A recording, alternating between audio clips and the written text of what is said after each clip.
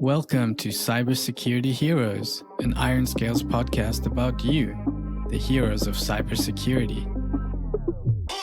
You're about to hear and learn practical and experiential knowledge in our conversations with security leaders and practitioners and other influential InfoSec stars, so we can become more cyber resilient and safer together.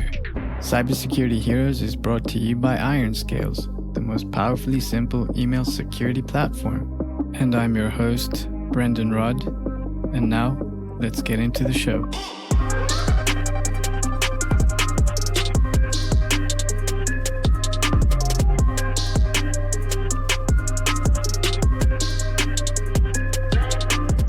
Hey, Christina. Welcome to the show. Hey, Brendan. Great to be here today. Yeah, thank you so much for taking the time to join us today. We're going to talk about onboarding specifically and, what it takes to have a successful training and onboarding program. But before we dive into today's episode, I would love it if you could just kind of share a little bit about you, your background, and what you're working on these days. Sure. My career started in something totally not security related. My career started in audio post-production for film and broadcast. And I took what I thought was going to be just a temporary seasonal job at Apple on the sales floor. And I wound up really enjoying it there and moved in from the sales floor into more of a training role. And so after a few years of doing that, I was recruited into working for K-12 education. So I worked for a school district for a number of years. And really between working as a trainer at Apple and working with staff at a school district, I've gained a lot of experience working with adult learners and developing and delivering all kinds of training. I decided to make the switch to security a couple of years ago. And so these days I am working as a threat detection analyst at Pareto Cyber. So every day we've got something different going on, which I'm sure a lot of people can relate to. These days I'm working on getting a better handle on Python for writing automation rules. And so my experience, as far as security goes, is mainly in the SOC. So I'm going to be approaching the conversation from that perspective. But a lot of the concepts we're gonna go over today can really be applied to all kinds of different areas. Thanks for sharing. That's a super interesting background and transition. And I think it's actually becoming more and more common these days for folks from like the education sector moving over into cybersecurity. And I know that there's a lot of room, especially like in awareness and training programs. So yeah, I'm curious, what was it about cybersecurity that drew you in, and how did your educational background help you get in or transition into security? It's funny. I would say really kind of the first thing that really piqued my interest was the TV show Mr. Robot. I love the show for a number of reasons. But just kind of the hacking, elements of the show, I thought it just looked really interesting. And just kind of on the side, while I was working in IT for education, just kind of on the side, I started just kind of looking into ethical hacking and, just so I could kind of understand a little bit more of what was going on the show. And then kind of the more I was just looking into this as a hobby, the world was changing, like COVID hit and, things in education, changed very quickly as well. And so it just kind of was almost kind of a natural process where I was just kind of starting to look at getting out of K-12 education and into something new. And this was something, security was something on the side that I had been just kind of interested in. So I really focused my efforts on some certifications and developing my knowledge to get ready to make the switch that way. Awesome. And slight sidetrack, but I think it's an important question. As a woman, what are some of the stigmas or misconceptions, around cybersecurity being a man's industry? Like, what do you think needs to change, in order to get more women into cybersecurity and tech in general? Yeah, we could have, a whole series of podcasts probably just on that topic alone. We might have to bring you back. Yeah, right. And so I would say, and like speaking, only for myself, and not all women, but, my experience, is, I have not encountered a whole lot of issues as far as working in the field. But I think I've just been very fortunate that the organizations that I've worked with, generally speaking, are just, like are determined to not really look at, those kinds of traits as what makes somebody good at a job or not. And they really are looking at just, kind of the whole picture of, skills, knowledge, and attitude. And, I would say, and again, like really, we could go on like, on for hours about this, but I guess I would say this is a field for everybody, and not just, as a male, female, type of difference. This is a field for everybody. And this is a field where we need everybody.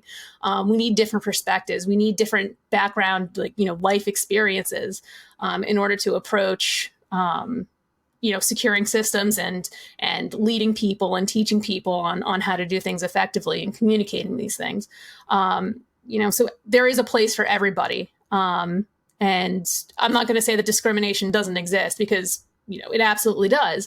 But to focus on what you can do, what you can control, and let that drive your path forward. And just to be aware, there are organizations out there who sometimes kind of tell on themselves when it comes to their attitudes towards, I can think specifically of women. There is a well-known company that provides certifications and training materials that got called out numerous times for their attitudes towards women and how they chose to handle those situations. And so I don't need to name any names, but it wouldn't surprise me if people listening, could think of that off the top of their head.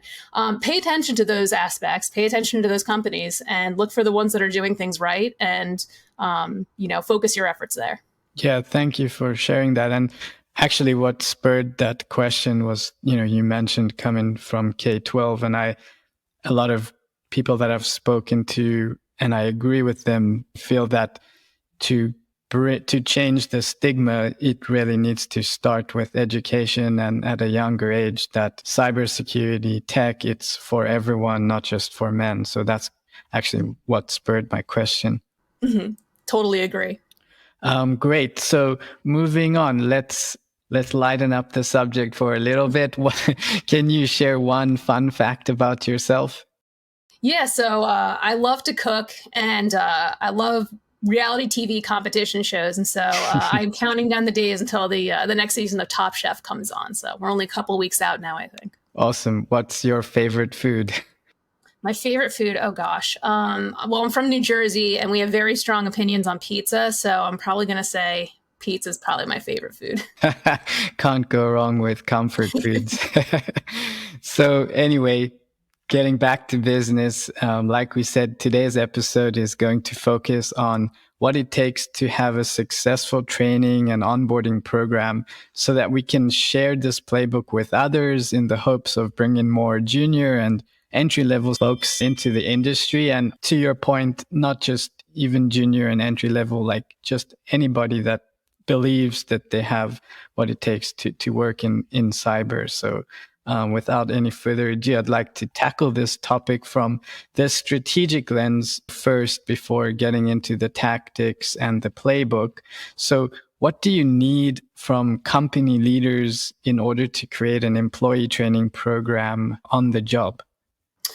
Yeah, you need to identify, and clearly communicate what the expectations are, for what a specific role is.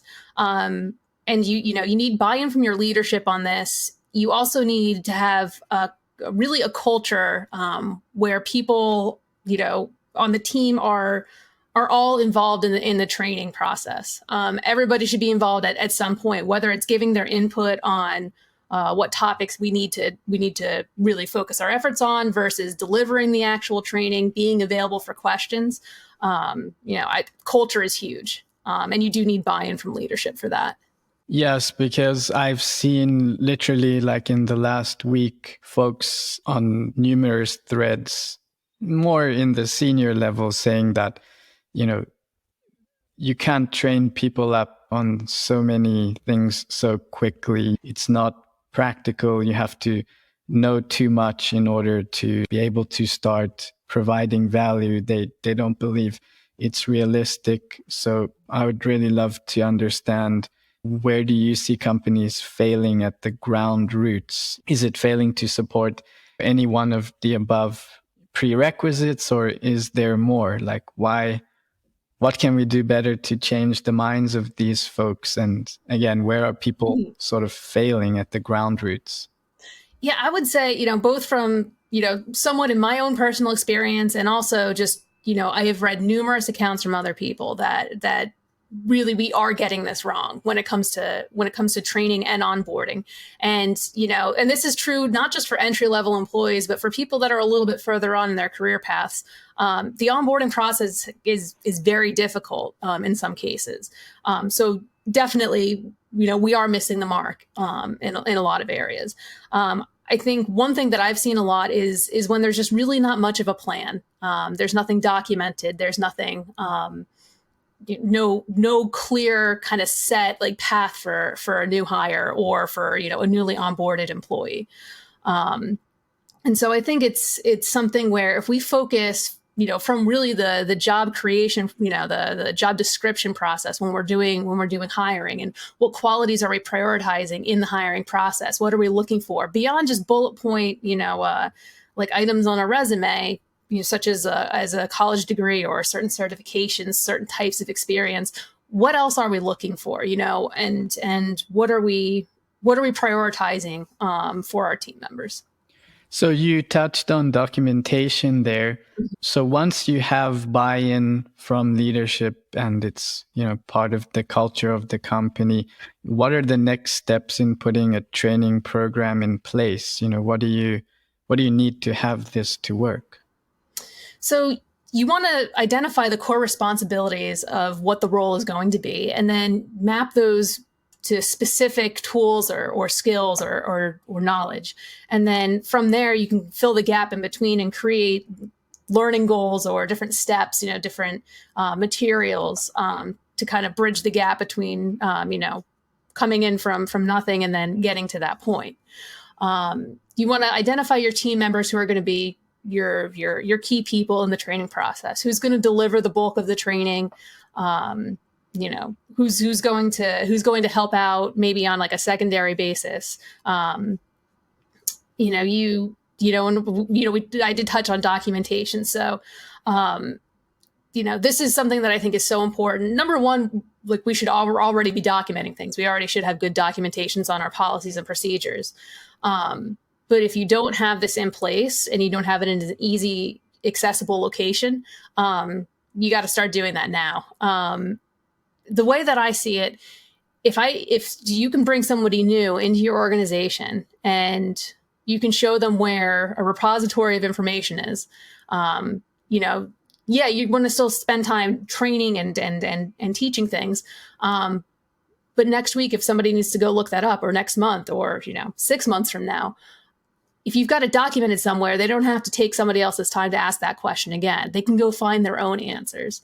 And so this is going to save a lot of time down the road. And it's also just, we should be doing it anyway. So, yeah, I was just going to say, like, it seems like it's a best practice regardless if you're training people or not, because at some point an experienced person is going to come on and they may not need, the basic training, but they still would need to have some documentation of some sorts, because each company works in a different way. So what system have you found to work really well? Like, is it perhaps like a Teams software or a Slack or something more robust, like having it files on a OneDrive, or is it a combination of everything? What have you found to be the most efficient and successful? Something that I really like, and the answer is going to be different depending on, I guess kind of the team and, how big the team is and how established practices are. But I think having something like a wiki, setting up a wiki server is not too complicated. This is something that can be done fairly quickly.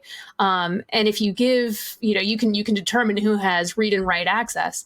But this is a really good place to start, because you can put something in, and then as people, like find better ways of doing something, or, when something changes, because, if a process changes, then it needs to be updated. because a wiki is so collaborative. You can have a lot of team members working on this, and it doesn't become something that has to be so like super formal that has a whole process to go into to change things. So I like this is something that I've always found is good. Confluence, I know, is another one. Just really, and I've seen, OneDrive can work too. Just even a shared folder on OneDrive. It gets a little clunkier when it comes to maybe updating things and editing things. Something is always better than nothing, of course, though. So, a lot of times I think use something that starts as a OneDrive and then maybe migrates over to some more of a collaborative type of setting. Works really well. Great, thank you. And you touched on something else that I would like to follow up on. You mentioned depending on the size of the organization. So another, and I think it's a misconception because I've interviewed other folks of like teams of as big or as small as 15 members having successful onboarding programs where they hire entry-level folks into their team. So what is your opinion on this potential misconception that only enterprise companies can onboard or hire juniors and onboard them and train them? I mean, it's sure it's an easy excuse to say that, yeah, that only works in a really big organization with a lot of people. But I think if we go back to talking about, what are we really looking for when we're hiring? Are we looking to hire people who, with a set level of education and certifications, or are we looking for people who are going to put in the work to find their own answers and to do their own investigations and solve their own problems as much as possible? I think if you're hiring for those qualities, you can take somebody who doesn't necessarily need to be spoon-fed everything, but is going to take what you teach them and really run with it and kind of fill in the gaps on their own as much as possible. And then, ask questions when they need help and, when there's something that isn't immediately obvious. So I would say that you can absolutely, and I know because I've seen this, firsthand, you can absolutely bring people on the team who have no formal experience and still get them up to speed much quicker than you might think. And perhaps people are sort of looking at it through too much of a generic lens. Like not every company needs to have super skilled or are looking to fill super skilled vacancies, right? There are many jobs, I'm sure, across the board that you don't have to have all these certifications in order to do the job or having this deep knowledge, which requires maybe months of training. I think the problem is, from what I'm seeing, it's too black and white. People aren't reading between the lines or looking for the opportunity. Well, and I think it's also too, like, you see all these articles and all this industry research about how there's such a big skill gap. And, we know and experience that really that skill gap is at the medium to senior levels and not so much entry level. However, you've got to pull your talent pool from somewhere. And what better way than to build up your own, group of people. And, if they all start as generalists, well, that's how most people in the industry start out. You've got to start somewhere. And then as they discover kind of, through the process, with on the job training, people generally tend to naturally gravitate towards what they want to specialize in anyway. And so if you're bringing in people and giving them that room, while they're already, there's still plenty of ways you can have them provide value while they're learning. You can build up your own talent, really and go in the direction that you want to go. So just for the record, you are a success case of going through this exact program and playbook that we're going to discuss today, right? Like you've gone through it, so you are proof that it works, right? Correct me if I'm wrong. Yeah, when I started out, like everyone's got to start somewhere, right? And so I had a lot of experience when it came to working with computers and working with IT in general, coming in. But when it came to security specific, my day-to-day job before never involved looking at an EDR system or watching a SIM and analyzing alerts, going through logs, like that sort of thing. I had absolutely no experience with that until the first company that I worked for in security kind of took a chance on me, and I say taking a chance when really, they knew that, everything that we do can be taught. And so, yeah, absolutely. It's, like I had to start from the beginning in security. It didn't take all that long to get to the point where I was able to contribute to the team. So this is a great segue to sort of uncover a little bit about where you started, and has it changed since you've joined the company? Have you changed your onboarding and training program at all, or has it remained pretty much the same? So the first security role that I had was at a managed services provider, or managed security services provider. And so kind of the idea there was when you're bringing in entry level, that you teach kind of how the EDR system works, how the SIM system works, and get them very familiar with those interfaces. But when it came to actually doing any kind of remediation, any kind of customer contact, all of that was really off the table, until those entry level hires got to the point where they really understood, okay, yes, this should be escalated, versus no, this is okay, and here's why. So really, until they got to that point, it was more, being able to go through and manage an alert queue. And then anytime anything did need to be escalated or remediated, that went up to a higher level analyst. And so what that helped do for the analysts is, if there was a very busy alert queue, an analyst did not have to go through every single one of the alerts, especially the ones that very often tend to be false positives. Instead, they were able to kind of focus their efforts more on, okay, what really needs to be escalated and what doesn't. So it cut down on a lot of the repetitive tasks. And so where I am now at Pareto, kind of a similar approach. We will teach new hires how to get familiar with the systems, how to, understand kind of what looks normal, what doesn't. And then, we will start off with we have certain tasks that are not so SLA dependent, where you can take a little bit more time. So a really good example is, phishing alerts. We'll have somebody submit what they think might be a phishing email. And so that's a great opportunity to teach the investigation process. What are the typical indicators you want to look at? Let's break down the message headers and see, what we can find there. Those are all concepts that, when it comes to kind of more advanced investigations, you can build off of all of those topics. But by starting them off on something that's a little bit low pressure, like a phishing email, which does not need an immediate response necessarily, and they can really take their time. That's just a good approach, is to find something that's a little bit lower pressure, and let them kind of get used to the steps there, get used to the interfaces of the systems that they need to use there, and build from there.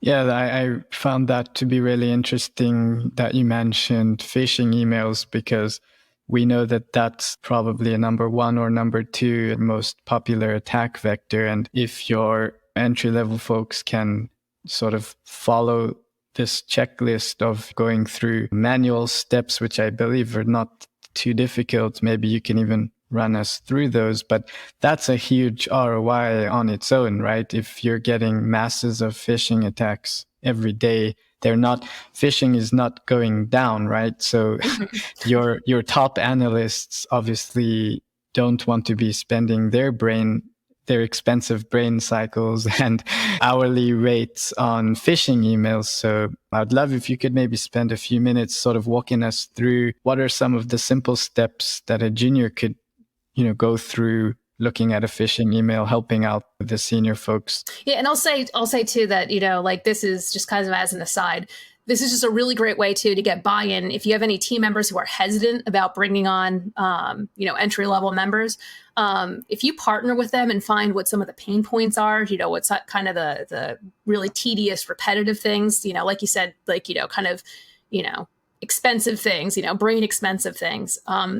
if you can partner with them to to identify those tasks that an entry-level person can be trained to do, this is a really good way to get a little bit of goodwill on your team if you are trying to bring in entry level. And if anyone has doubts, take something annoying off their plate, and all of a sudden you'll probably assuage a lot of that. So, but as far as like analyzing a phishing email, so we can teach somebody pretty quickly, okay, here are the things that you look for. Here's the sender that you're looking at. You look at the context for who the recipient of the email is. Does it make sense for them to be receiving this kind of email? If you have like a few examples of very common phishing tactics, like, one of my favorites is the, when they contact the HR person and say, oh, I need to update my payroll information, or another very common one I see is, to anybody who's in accounts, like accounting, can you send me your accounts receivable aging list, and, we know all what kind of information would be in that. And so point out just some very common tactics that are used in phishing emails. And then taking it a step further and, taking a look at things like links within an email. Is this really is this link going to where it says it's going to be going? How can I tell that? How can I test this link out without actually clicking on it myself and potentially getting infected? Is there a sandbox environment that we can work within?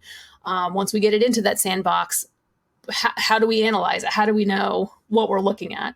So all of those investigation processes. And then, from there, sorry, I just lost my train of thought. I was just trying to think if there's anything else. Oh, and analyzing headers. That's a great one. How to read through headers, how to analyze what looks normal, what doesn't, authentication, those kinds of things. How can I tell if this is actually from the sender or if this is a spoofed email? Those are all things that you can go through relatively quickly with somebody. And even if they don't get it right away the very first time, because it is a lot of information to look at, when you give them something, we don't have SLAs attached to our phishing analysis. And so, it doesn't matter if it takes them 20 minutes or if it takes them an hour to go through, the first couple of emails. Like, once they start doing the process over and over, that really drives in those concepts. Definitely. And the awesome thing is that you can really put this into like a sort of a playbook checklist. So Yes. You don't have to sit over their shoulder the entire time. They can just ask questions when they get stuck. There is a playbook for it. Exactly. It goes right back to that documentation. And, if you have somebody who you've hired because, they know how to find their own answers, having something like a playbook with a step-by-step for them to refer to, really does help them be a little bit more independent from the get-go. And then, as they have questions as they're learning the process, of course they can ask those, but the more information you can give them just kind of written up for them to follow, the quicker they're going to get it is, in my experience. Thanks. Moving forward with the playbook discussion and recommendations. So we touched on documentation. Is there anything else you want to cover on documentation before we move on to further recommendations around playbooks? So you want to have your documentation. You want to keep it up to date as best as you can. And I know this can be a struggle, but I think I have a couple of Jira tickets right now to do exactly that, to go and review our documentation and update as needed. So, something else that is really good is when you make that part of your ongoing process to review and update as needed, is also to get feedback. And that can be from people who are currently on your team. That can be from people who have recently gone through training. Just to understand where you're getting it right and where maybe you can focus on improving. Who better is going to tell you what's working and what's not working than the people who are actually going through it? So definitely, you spoke about starting on phishing emails. So what other tasks have you found to be successful and, easy to start new hires on? So the more that you can show, if you do this ahead of time, if you kind of curate a list of, what do you see commonly in like a SIM or in EDR alert? And and just kind of teach to, things to look at, indicators that are going to be a quick, kind of take you in the right direction of an investigation. And so you really want to teach the process. And that's why I think phishing is a great place to start, because you can teach where you want to find information, where you need to look to gather that information, kind of what your thought process is as you work through an alert. And if you can show them too, like if you have an easy way to pull up old alerts, and, look at comments, look at, kind of piece together the breadcrumbs on, okay, how did the last person look at this? What was their approach? So that all helps kind of build the learning of the process. You also too, I think it's a good idea in the beginning, to limit the tools that you're exposing a new hire to, because it can get overwhelming very quickly. Especially in enterprise, you can see a lot of different tools, in a day. And I know that sometimes it seems like, all right, let's start out by giving access to everything, so they can get to everything as they need to. And do you really need them to have access to everything in their first couple of weeks? And, the answer is probably not. I think it's much, much less overwhelming if you scaffold that a little bit. Show them what they absolutely need for kind of the first few tasks that they do. Gradually roll out those other things. Just as an aside, like I would say, if you have the ability to provide like a password manager license for them, if you could start them with that on day one too, I think that makes everybody's life a little bit easier. That's a great tip. Speaking from personal experience, yeah. Oh man, I don't know what I would do without password managers. So, one of the early things that we assign to our new hires is to read through the playbooks that we do have, and if they find anything that's out of date or that doesn't jive with what they're seeing, this is actually a good kind of kills two birds with one stone. Because we talked about how important it is to keep that up to date, and a good way to kind of verify that is to have somebody go through some of those steps. But that also gets the new hire familiar with, okay, these are where the playbooks are, this is where to find them, and gets familiar with the language and how we do things. So awesome. Those are some great tips. And sticking with process, you mentioned checklists and training buddies. Can you walk us through a bit more of those two bullets? Yeah. So we have slide decks for the first, we started out with just the first 5 days, and I think we have that expanded now to the first like 7 or 10 days of a new hire. And so for those first couple of weeks, it's a very standardized process of what we go through and what the plan of attack is for the information and access that we roll out. No pun intended, right? Yeah. Wrong type of attack, I guess. Yeah. But yeah, we do a lot of, so in the first week, we do have a lot of one-on-one conversations. We do a lot of screen sharing, with time in between, just kind of, to let them absorb the information and maybe kind of practice some of those things independently. But we do try to focus on, especially those first few weeks, as much support as we can give them, one-on-one with somebody. I think that just kind of helps really make them feel like they're part of the team right away. And so after those first couple of weeks where we have everything really planned out specifically, it'll vary based on the role, based on the person, kind of, what direction they take from there. But just kind of a good general process. So I like to show somebody how to do something and kind of explain what I'm doing, why we're doing it. And then while they're doing it, or while that's going on, have the learner take some notes.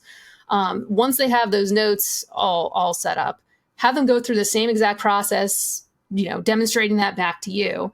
And then from that point, you can kind of turn them loose a little bit, have them repeat that task, on maybe some actual alerts, actual phishing emails, what have you. But then meet together to review it and to look for any issues, any questions that may have come up. And then you can really let them work independently, and then just occasionally audit, make sure everything is still going well. But this I find is just a good approach, because when you have them take the notes while they're doing it, the first time and have that to refer back to, it sticks a lot better than, okay, I'll show you how to do this. And then, that only lasts for so long. So if you have a mentor that you can pair them with, all the better.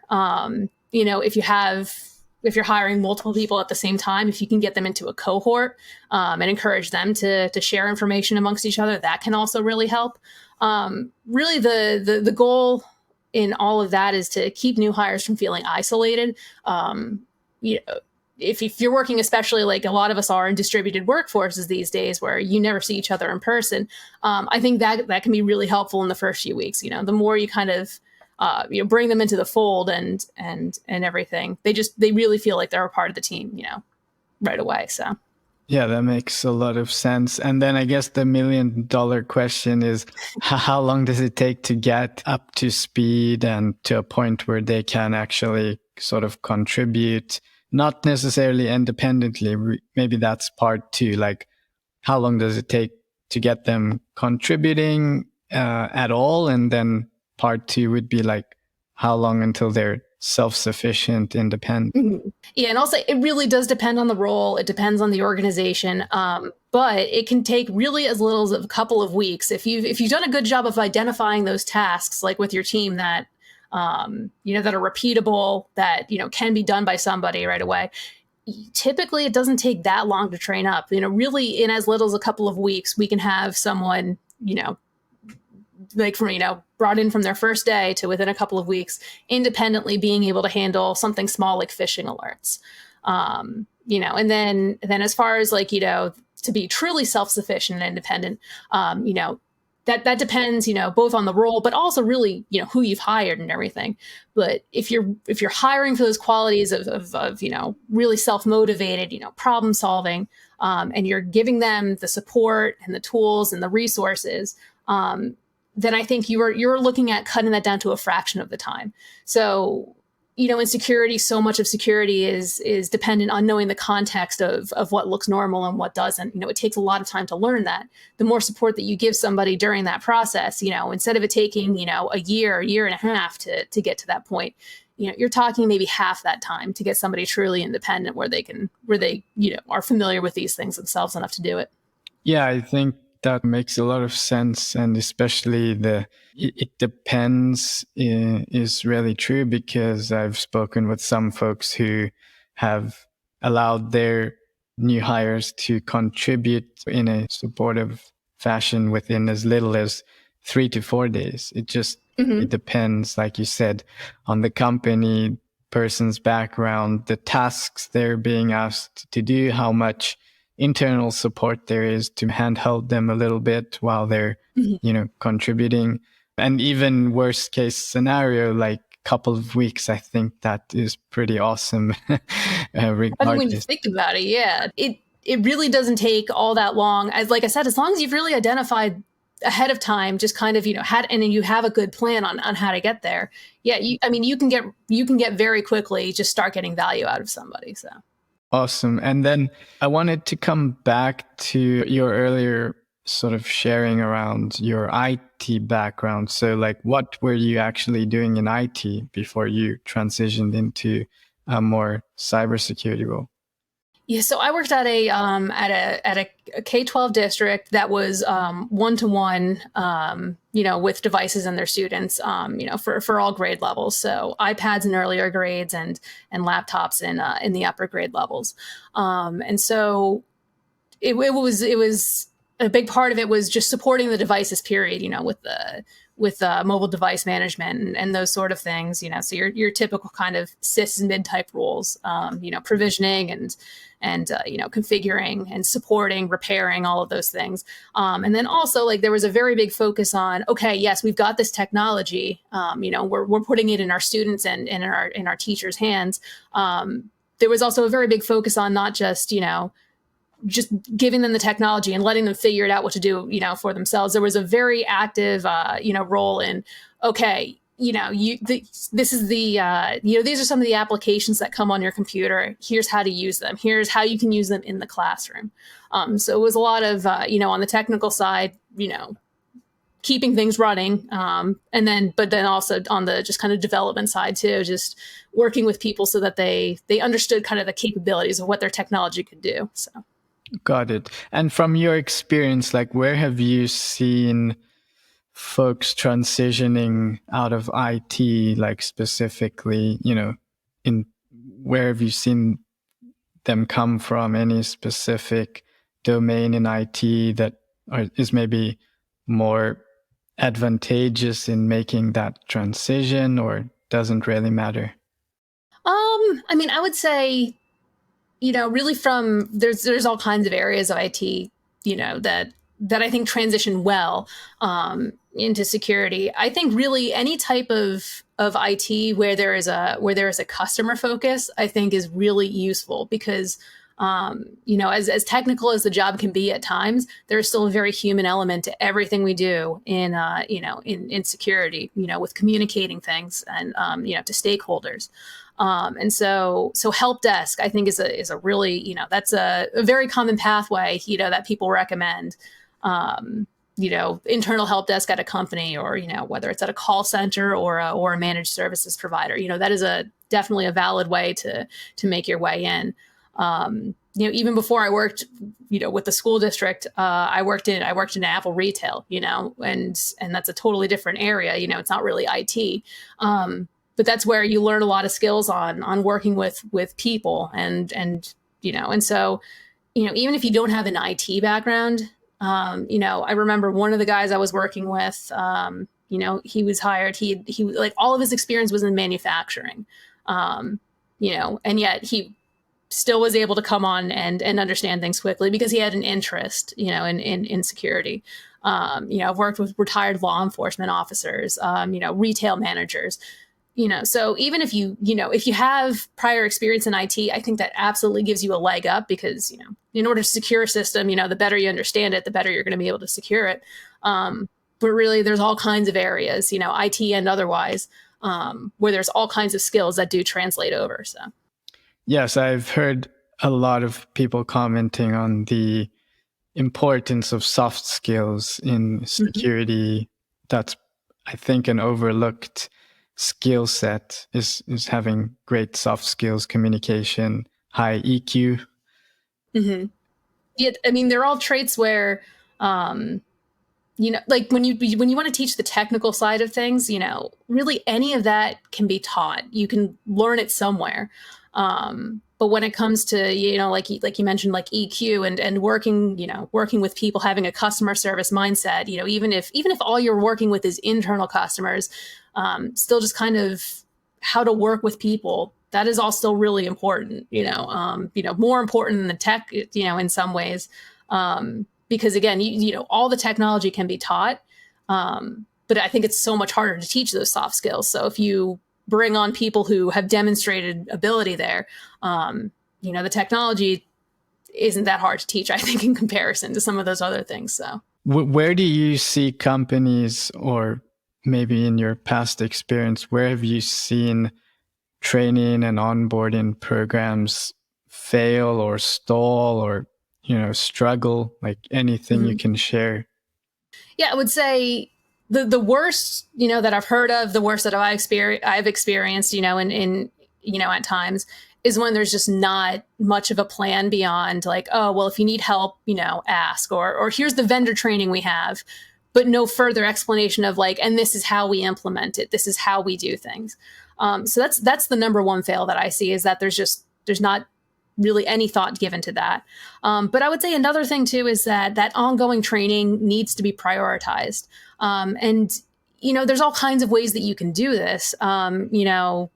If you have a budget where you can invest in a training library for your team, then great. Like that's certainly going to help. But if you don't have as much of a budget for that, you can still curate a list of resources. Like, okay, if you want to learn more about this aspect of networking, here are some resources, and there's tons of free things out there. If you identify ahead of time, these are good topics for you to understand, and you show people where they can learn more about them.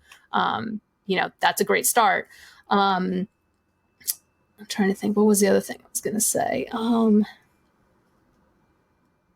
Oh, and you can also too, really just with ongoing training, a really simple way to do this, if you have the time in your schedule, where for, maybe it's once a week or once every couple of weeks, even once a month, just to do kind of an informal ongoing training. You identify the topics ahead of time, maybe kind of like, okay, what can we as a team be doing better on?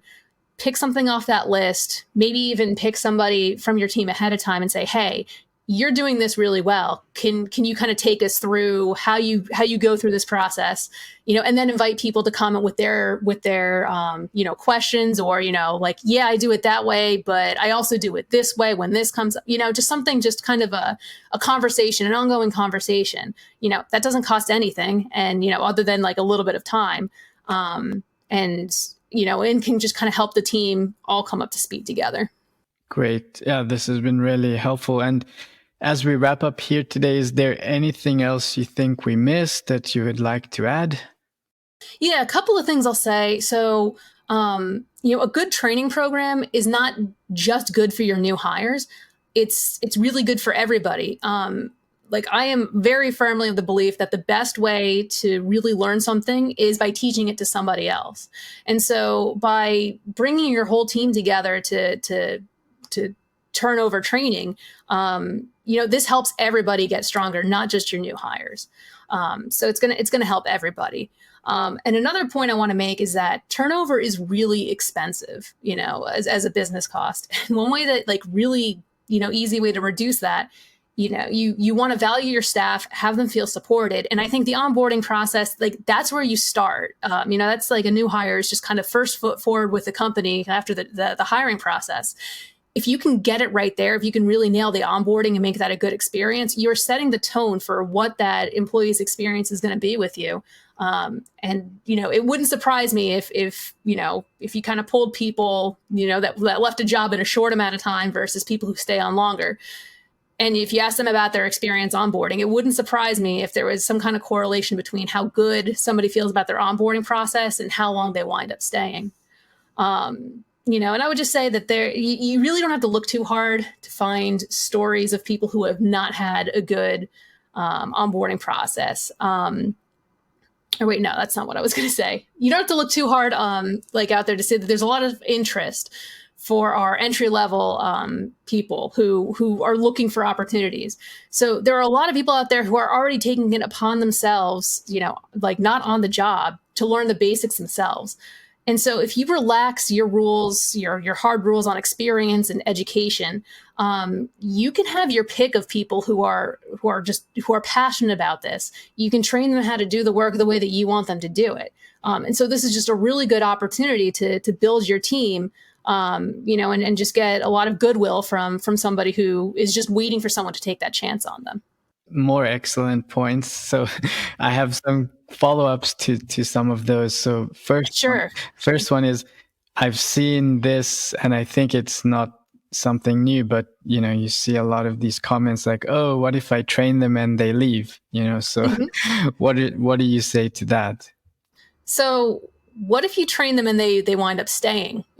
Like if someone's going to leave, there's a lot of factors that go into that decision. And if you ask people why they leave a job, I think the number one is usually compensation. They're looking for better salary or benefits. But I think really high up there on that list too is their development within a company. I know from personal experience, if I feel like I can't grow anymore, with the role that I'm in, that's one of the big reasons I left IT for education is, I just saw a very limited, potential for my career to continue growing there.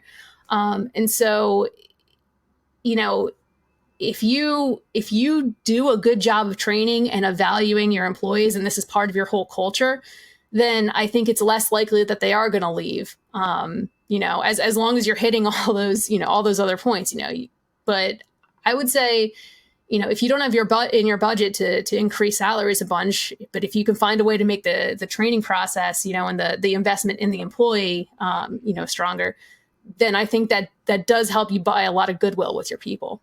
Yes, I think it's a very important statistic to take note of. I think the average cost of replacing an employee is between like $25,000 to $50,000, including all the training that you went through and that period of unproductivity. And hiring again and again. So I think that's a really great point that a lot of people may not be paying attention to. You know, if you're a large organization and you times that by 10, 20, 50, whatever, that's a lot of money at the end of the year that you could be investing in other things. Hint, hint, nudge, nudge, training program.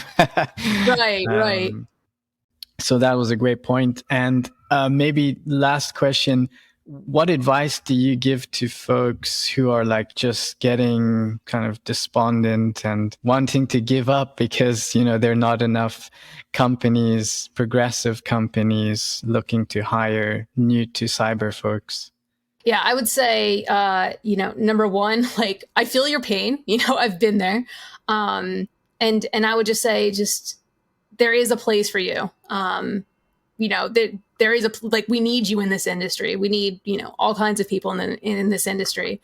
And so I would say if you're having trouble, finding a place, that is willing to start with new hires and to take you on with no experience, I will say the roles are out there. In my case, it involved taking a little bit of a pay cut, to really get my foot in the door at first. I had to be realistic with myself. Like, okay, yeah, like I hear that cybersecurity, yeah, there's great earning potential there and everything, but be realistic with yourself and what you can offer, from the starting point. And if that means that you do take a pay cut, that is what I had to do in order to get started. Highlight your soft skills, really focus on those as much as you can, especially if you don't have a lot of experience, in IT or technology. I would say also the more that you can do to show that you are passionate about the work, there are some pretty low cost ways that you can do that. You can start a blog, and just kind of write about your experiences. If you're working on a certification course, or if you're doing labs on Try Hack Me, just do some write-ups, just something that you can put out into the community. If you put something like that on a resume and a hiring manager sees that and says, okay, yeah, they don't have formal experience doing that, but look at how much they can speak to what they're doing to improve themselves. I mean, that can go a really long way. So, long and short of it, I would say, is don't give up, keep going, keep working, and just think of how you can best, sell yourself, and your soft skills as kind of a whole package, and not just on, the limited experience that you may or may not have. Cool. This has been great, Christina. I really appreciate the conversation and you're willing to share all this knowledge with us today. If anybody would like to, pick your brain a little bit more on this or just connect for future, what's the best way for people to reach out? Yeah, I would say I'm on LinkedIn. I'm very easy to find there. So just search, Christina Westfall at LinkedIn. And, I would be happy to continue the conversation. So thank you so much, Christina. It's been a pleasure. And to everyone, thank you for tuning into CyberSecurity Heroes. We'll see you next time. Thanks, Brendan. Take care. Thank you. That's a wrap for this episode of CyberSecurity Heroes. Practical and experiential knowledge on a day in the life of security heroes. Catch our next episode by subscribing or following through your favorite podcast platform. If you're listening on Apple Podcast, please leave a rating for the show. They really help a lot. Thank you so much for listening. Until next time.